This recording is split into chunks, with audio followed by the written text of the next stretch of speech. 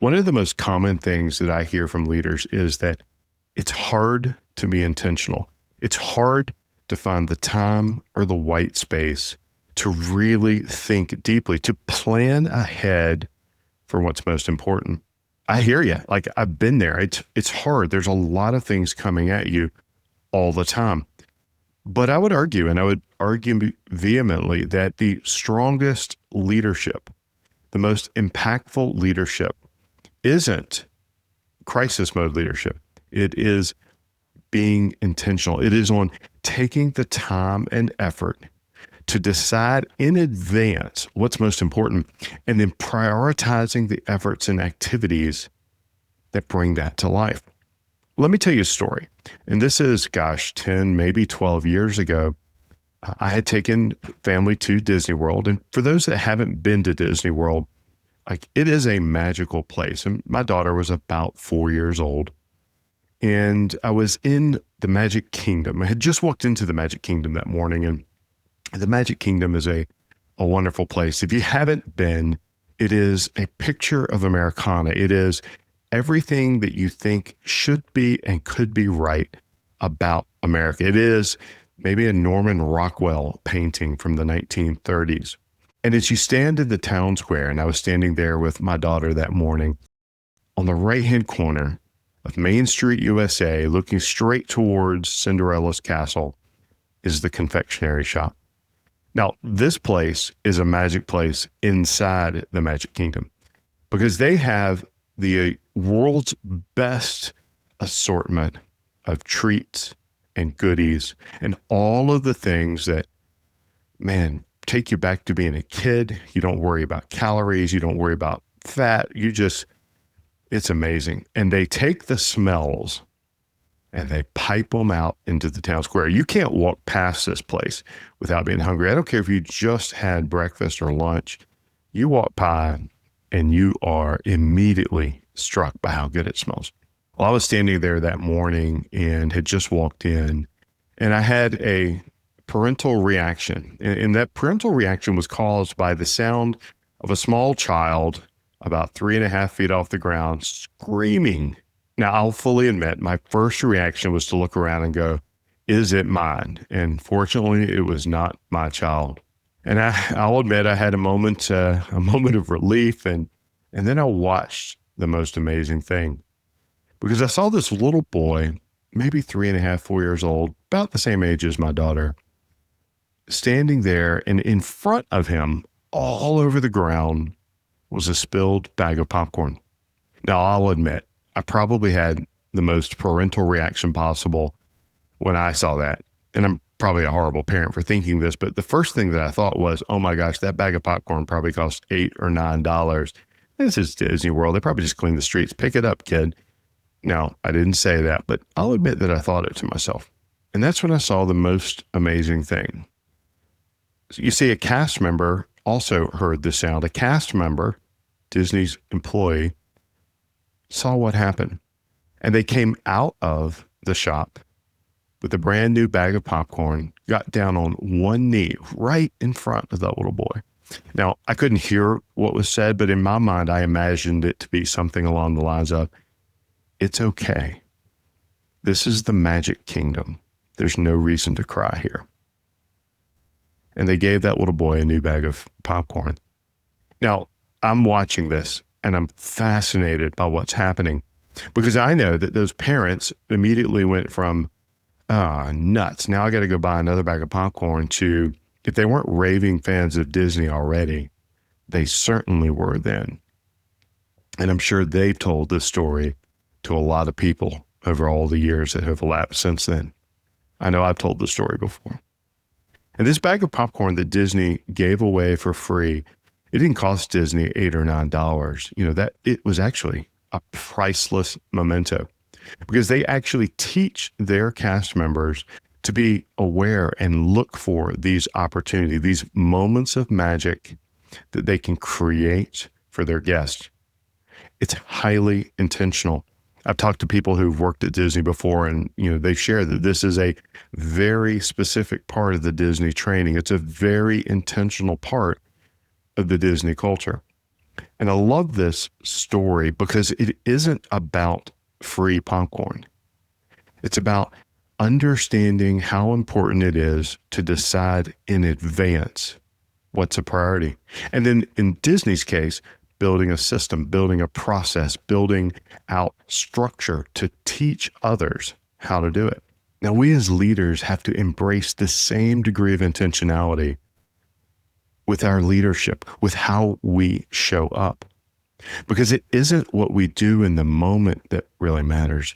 It's the decisions we made in advance, our opportunity to be intentional, even if it's only leading ourselves. In fact, I would argue that that is the most important time and place to be intentional, when we're leading ourselves, when we're setting up those moments of success in advance, so that when the crisis happens, we're not stuck. Now, I do hear from leaders all the time, and I've worked with leaders who love a crisis. And I'll admit, I love a good crisis. Like, there's nothing more energizing than needing to step into the fray and lead. But the challenge is some people stop there. They are addicted to being in a reactive moment. They feel like it's their best leadership. And I would argue that it is a crutch. It is, in fact, a weakness when we don't take the time and the space to intentionally curate our leadership decisions, to decide in advance on those things that are important and impactful and intentional. We admire intentional leadership when we see it. We admire those moments where we know that thought was put into something, that it wasn't an accident. And, there are happy accidents, but we really admire when organizations like Disney or Ritz-Carlton or other storied institutions build a system, build a process, build a platform for creating great experiences. We admire the thoughtful leader who creates impact by design, not by accident. Yes, we have to be ready when the crisis occurs, but that's not when we do our best leadership. Our best leadership is when we are in the quiet moments, leading ourselves, articulating for ourselves what's most important, so that we can cast that to our teams, so we can cast that to those we serve.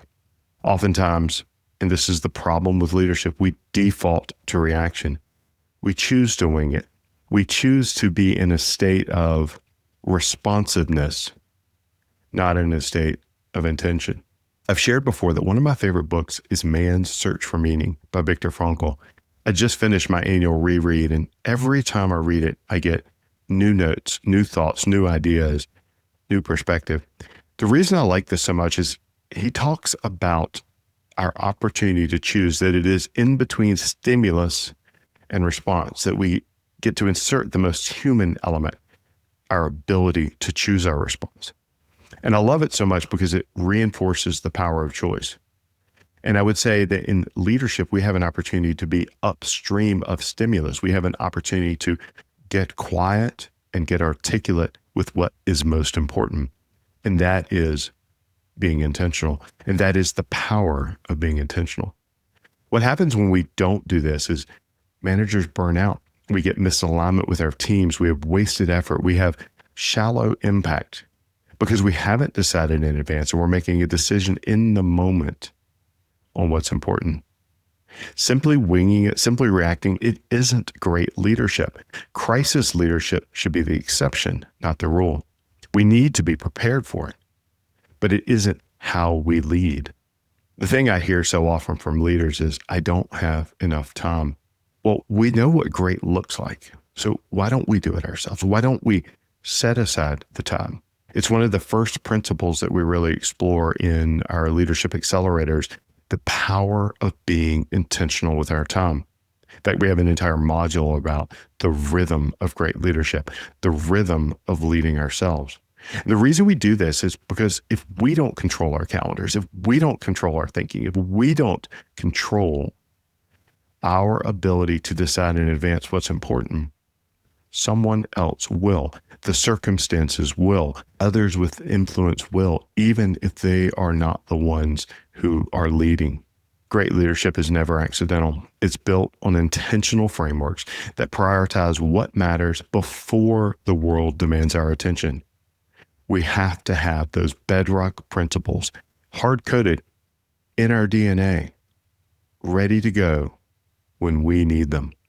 Imagine, if you would, if Disney didn't have a plan or a program that allowed a cast member to recognize a magic moment, a moment of time where they could create a compelling and enduring story for someone else. Because that's what they did. They created a story. They created an impact. Highly intentional. But imagine if they didn't have that. It wouldn't be Disney World. It would just be a theme park. It wouldn't have the magic. And these little things surround us every single day. It's taking the 15 minutes we need to plan our day in advance, as opposed to being at the mercy of our calendar. I was having a conversation just this past week with the CEO who's new to their role, and they were struggling with the amount of time that was being demanded of them. In fact, they had been recognized and really praised for being so available. But inside, and what he was sharing with me is, I don't have time to think. I don't have time to follow up on the things that I am committing to doing. And so we just talked about his calendar and said, hey, what would have to be different? Because it starts with really simple things. What's on the calendar? Are we managing our time, or is someone else managing our time for us? Are we managing our time, or are we being managed by the demands on our time? In his case, it was a very simple start. It was, let's just block the first hour of the day and make it not available for meetings, but allow you to plan and prepare. And let's just take the last bit of your day and reserve it for the follow-ups. Reserve it for the commitments that you've made. That's being intentional. That is setting aside the time you need to follow through on what you've said you've done. Just like I discussed with that CEO, here's some real world application for you to give yourself the time and space to decide what's important. It starts with giving yourself a moment to plan, a moment to prepare.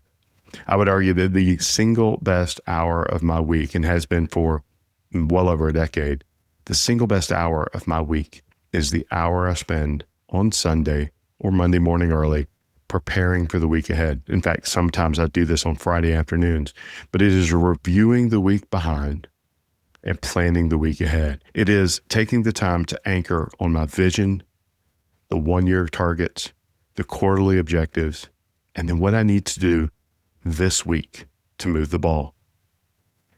That is the single best investment of time that I get to make. It's my time to be intentional. It's my time to get focused on what's most important. It's something that I recommend to every leader that we work with, because if you don't do that, you're immediately setting yourself up for a reactive Monday, a reactive first day of the week. And when the inevitable crisis call happens and the entire calendar is blown up, we devolve into a reactionary doom loop that just continues to cycle out of control. Step number 1, review and plan your week.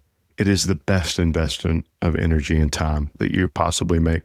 When I think about this, and when we coach leaders, we talk about the importance of deciding in advance what results matter, what outcomes matter, and then reverse engineering from there what needs to be done. We have to do the same thing. We have to understand and articulate what's our core purpose. One of the things I like to talk about with leaders is, what is your decide in advance filter? If you could make the effort, if you could invest the time to give yourself a framework to decide in advance what's most important, what would you build? What would you do? What would you have your team be prepared to do? Stop rewarding reactive heroics. Reward thoughtful planning. Now, this doesn't mean you have to slow things down. It doesn't mean you have to fall into a doom loop of analysis paralysis. What it does mean is you have to decide in advance what's important. What are the values? How will we make decisions?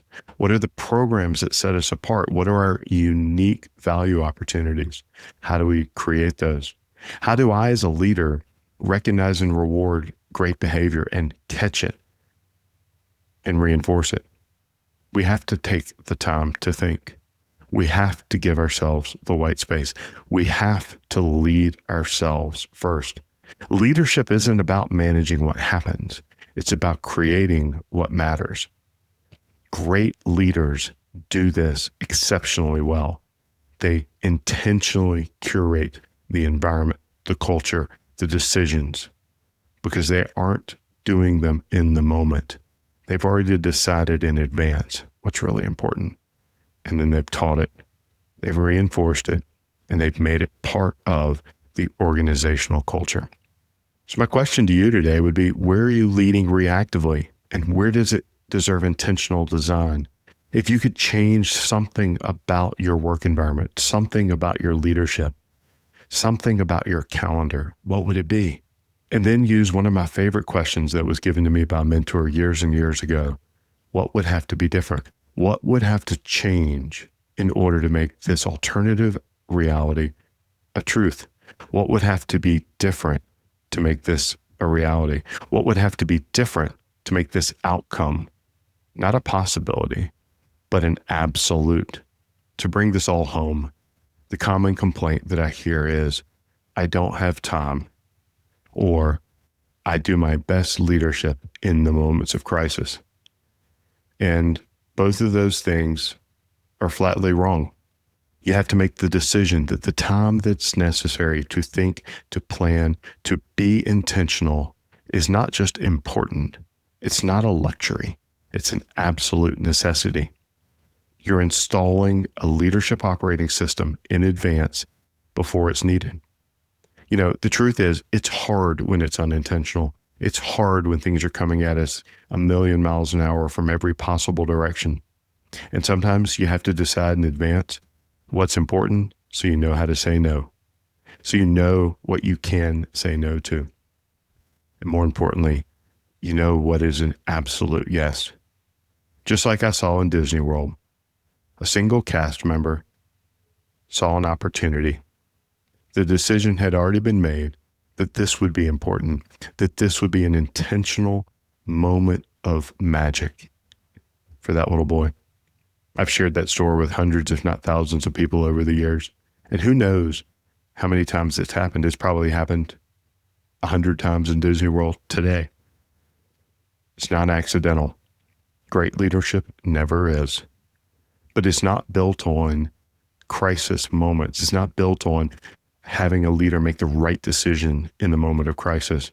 It's built on taking the time to clear the white space, to give yourself the space necessary to do the work and decide what's important. If you do nothing else coming out of this episode this week, give yourself 1 hour to review the past week, to prepare for the week ahead, and to decide in advance what's most important. When you think about the past week, what were the 3 most important things that happened this week? What were the 3 most important outcomes that I created?